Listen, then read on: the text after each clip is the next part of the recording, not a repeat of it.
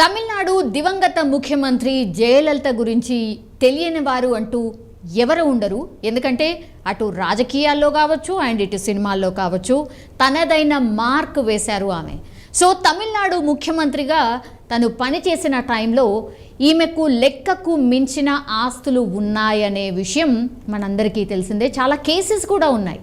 So ఆమె మరణించిన సమయంలో కూడా ఎన్నో ఆస్తుల వివరాలు కావచ్చు, లేదంటే బ్యాంక్ బ్యాలెన్స్ గురించి కూడా చాలా వరకు చర్చ జరిగింది. ఎందుకంటే ఆమెకి ఎన్ని ఆస్తులు ఉన్నాయి ఏంటి అనేది కూడా ఒక హై డ్రామా నడిచింది. ఆమె హాస్పిటల్లో మరణించిన అప్పుడు కూడా చాలా మిస్టీరియస్ డెత్ అన్నారు. సో రకరకాలుగా ఇప్పటికీ కూడా ఆ క్వశ్చన్స్ రైజ్ అవుతూనే ఉంటాయి. సో తాజాగా అయితే బెంగళూరులోని 36వ సిటీ సివిల్ కోర్ట్ జయలలితకు సంబంధించిన వజ్రాభరణాల గురించి ఒక కీలక నిర్ణయం అయితే తీసుకున్నట్టు తను అనౌన్స్ చేసిన పరిస్థితి కనిపిస్తోంది. జయలలితకు చెందినటువంటి 27 కిలోల బంగారం అండ్ వజ్రాభరణాలను ఈ ఏడాది మార్చ్ 6, 7 తేదీల్లో రాష్ట్ర హోంశాఖ కార్యదర్శికి అప్పగిస్తామని బెంగళూరులోని 36వ సిటీ సివిల్ కోర్ట్ సోమవారం అయితే ఒక ప్రకటన జారీ చేసింది. ఐ రిపీట్, తనకి ఎన్ని ఉన్నాయి? 27 కిలోల బంగారం అండ్ వజ్రాభరణాలు ఉన్నట్టు తేల్చారు. సో అవినీతి కేసులో అయితే జయలలిత దోషిగా తేలి 4 ఏళ్ల జైలు శిక్ష కూడా అనుభవించింది. దాదాపు 10 ఏళ్ల తర్వాత, ఆమె మరణించిన తర్వాత 7 ఏళ్ల తర్వాత ఈ నిర్ణయం తీసుకోవడం ఇప్పుడు చర్చకు దారితీస్తోంది.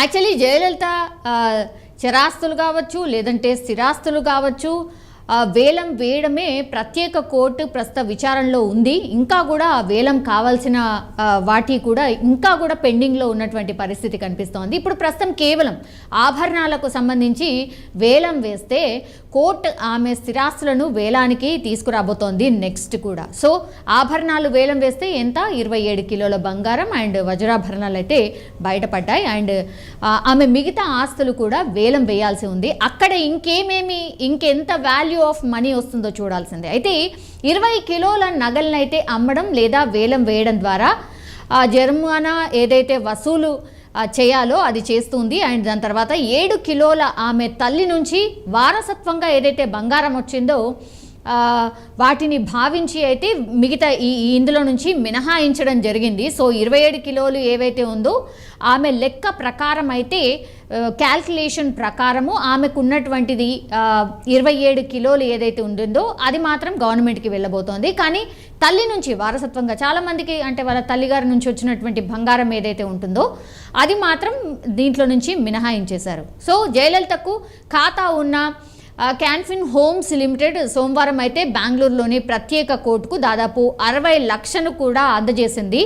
అండ్ తాను గతంలో ఆదేశించిన ప్రకారం అయితే రాష్ట్ర హోంశాఖ కార్యదర్శి and vigilance and anti corruption directorate inspector general Bengaluru కోర్టుకి వచ్చి ఈ బంగారం అండ్ వజ్రాభరణాలను స్వీకరించాలి అన్నటువంటి మాట తమిళనాడు ప్రభుత్వం ఫిబ్రవరి 16న ఒక జీవో ద్వారా అయితే జారీ చేసిన పరిస్థితి కనిపిస్తోంది. సో ఈ కోర్టు నుంచి నగలు సేకరించడానికైతే అధికారులు ఒక ఫోటోగ్రాఫర్ అంటే ప్రూఫ్స్ కింద ఈ నగలు సేకరించేటప్పుడు ప్రూఫ్ కింద ఎవరెవరు ఉండబోతున్నారంటే ఫోటోగ్రాఫర్, వీడియోగ్రాఫర్ అండ్ అవసరమైన భద్రత ఏదైతే కల్పించాలో 27 కిలోల బంగారం అంటే మామూలు విషయం కాదు. సో అవసరమైన భద్రత ఏదైతే ఉంటుందో సో ఆ 6 పెద్ద ట్రంక్ పెట్టే అంటారు కదా, సో ఆ ట్రంక్ పెట్టెలను కూడా తీసుకురావాలి. సో 27 కిలోల బంగారం పట్టాలంటే 6 ట్రంక్ పెట్టెలు అవసరం అవుతాయి అని భావిస్తున్నారు. కాబట్టి దానికి తగ్గట్టుగానే భద్రతను కూడా కల్పించాలి అన్నటువంటిది న్యాయమూర్తి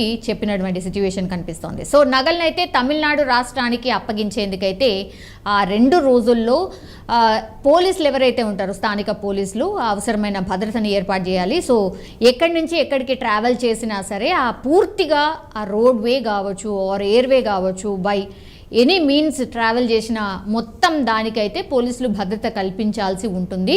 టిల్ తమిళనాడు సర్కార్కి ఇవన్నీ చేరేంత వరకు భద్రతను కల్పించాలైతే సిటీ సివిల్ కోర్ట్ రిజిస్ట్రార్ని అయితే ఆదేశించినటువంటి పరిస్థితి కనిపిస్తోంది. సో ఇప్పుడు ఆమె ఆస్తులకు సంబంధించి వేలం పూర్తిగా ఇంకా అయిపోలేదు, స్లో ప్రాసెస్ అనుకోవచ్చు. ఆమె మరణం తర్వాత మెల్లిగా అసలు ఆమెకి ఏమున్నాయి, ఏం ఆస్తులు ఉన్నాయి, అవన్నీ ఒకసారి సేకరించి దాని తర్వాత వేలం వేయడం, ఈ ప్రాసెస్ అంతా నడుస్తోంది. ఇప్పుడు ఆమె కేవలం ఆభరణాలని వేలం వేస్తే మాత్రం తేలింది లెక్క ఎంత అంటే 27 కిలోల బంగారం ఆమె దగ్గర ఉన్నటువంటిది అని తేలింది. సో ఇదంతా కూడా తమిళనాడు సర్కార్కే వెళ్ళబోతోంది.